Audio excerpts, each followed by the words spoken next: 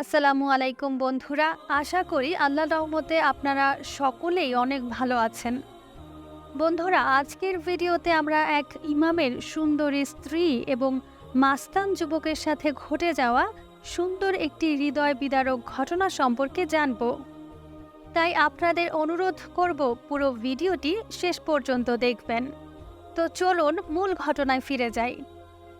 Baghdad শহরের এক মসজিদের ইমামের স্ত্রী ছিল অত্যন্ত সুন্দরী, রূপসী এবং সুনয়না।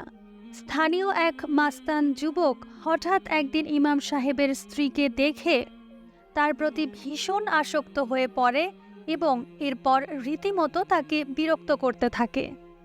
একদিন ইমাম সাহেবের বাড়িতে প্রবেশ করে যুবক বলল, হে সুন্দরী মহিলা, আমি ইতিমধ্যে তোমার প্রতি খুবই দুর্বল হয়ে পড়েছি, তাই আমার কামনা চরিতার্থ করার জন্য প্রস্তাব দিচ্ছি।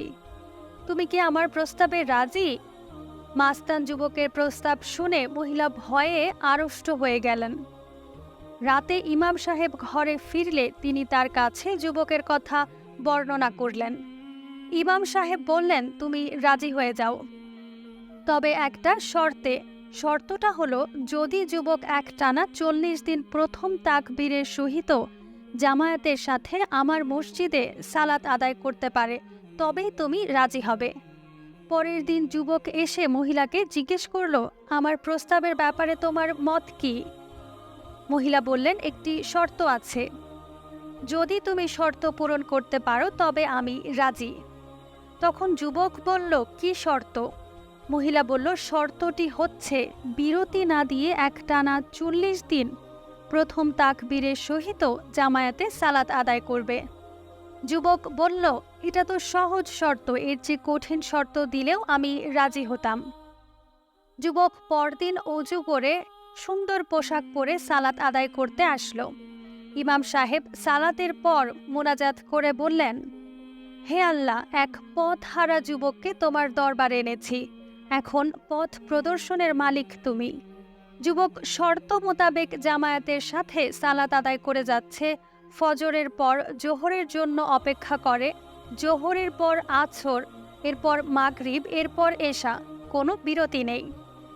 অতঃপর এভাবে যেদিন একটানা 40 দিন পার হয়ে গেল, সেদিন যুবক ইমাম সাহেবকে জড়িয়ে কেঁদে উঠল এবং বলল, আমাকে ক্ষমা করে দিন, আমি অন্ধকারে ছিলাম, আল্লাহ পাক আমাকে আলোর পথ দান করেছেন, আল্লাহ আমাকে হেদায়েত দান করেছেন, আমার ভুল হয়ে গেছে, আমাকে ক্ষমা করে দিন।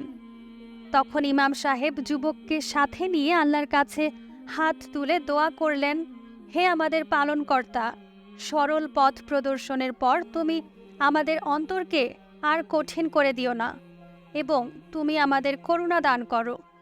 তুমি মহাদাতা, অসীম করুণার আধার। সূরা আল ইমরান আয়াত 8। যথাযথভাবে সালাত আদায় করো, নিশ্চয়ই সালাত অশ্লীল ও খারাপ কাজ থেকে বিরত রাখে। আল্লাহর স্মরণই সর্বশ্রেষ্ঠ। তোমরা যা করো তা আল্লাহ অবগত। সূরা আনকাবুত আয়াত 45। হে আল্লাহর বান্দা, মুসলিম ভাই ও বোনেরা, আসুন না 5 ওয়াক্ত নামাজে মগ্ন হই। নিশ্চয়ই আল্লাহ মালিক সবাইকে সঠিক দিকটি দেখাবেন।